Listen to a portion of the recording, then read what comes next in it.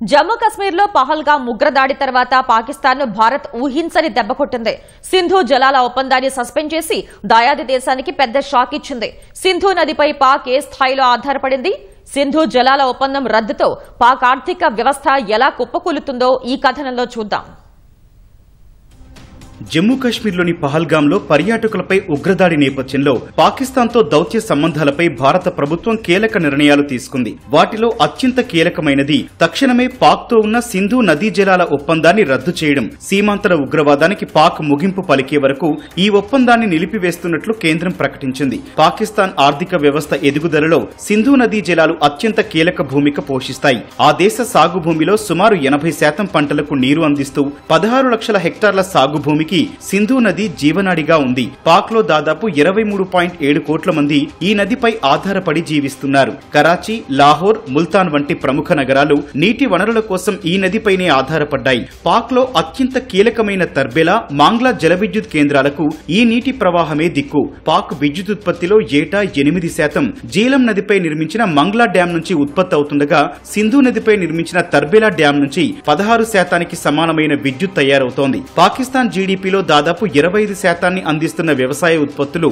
గోధుమ, వరి, చెరకు, పత్తి వంటి పంటలు సింధు నది ప్రవాహంపైనే ఆధారపడి ఉన్నాయి.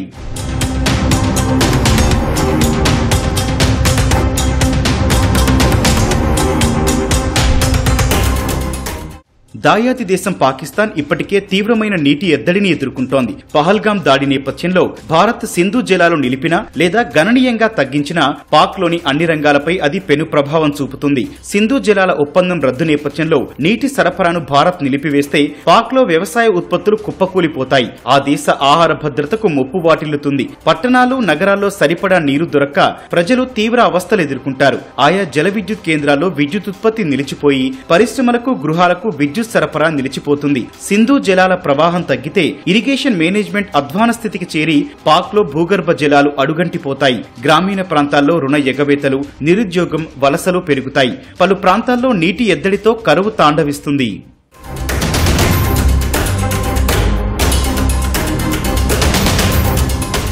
భారత నిర్ణయం తక్షణమే పాక్ పై కనిపించకపోవచ్చు. సింధు జలాలు నిల్వ చేయడానికి, మళ్లించడానికి తగిన వసతులు లేని కారణంగా ఆ నీటి ప్రవాహాన్ని వెంటనే ఆపడం భారత్ కు సాధ్యం కాదు. కాకపోతే తక్షణమే 5 నుంచి 10% ప్రవాహాన్ని మాత్రం తగ్గించే అవకాశం ఉందని నిపుణులు తెలిపారు. ఇప్పటి వరకు సింధు, జీలం, చీనాబు నదులపై ప్రవాహానికి ఆటంకం కలిగించే నిర్మాణాలు చేపట్టకుండా ఈ ఒప్పందం అడ్డుపడింది. ఒప్పందం నిలిపివేతతో భారత్ స్వేచ్ఛగా నిర్మాణాలు చేపట్టే అవకాశం కలిగింది. ఒక్కసారి భారీ డ్యాంలు నీటి ప్రవాహాలపై నిర్మిస్తే పాక్ గొంతు తడారిపోతుందని విశ్లేషకులు అభిప్రాయపడుతున్నారు.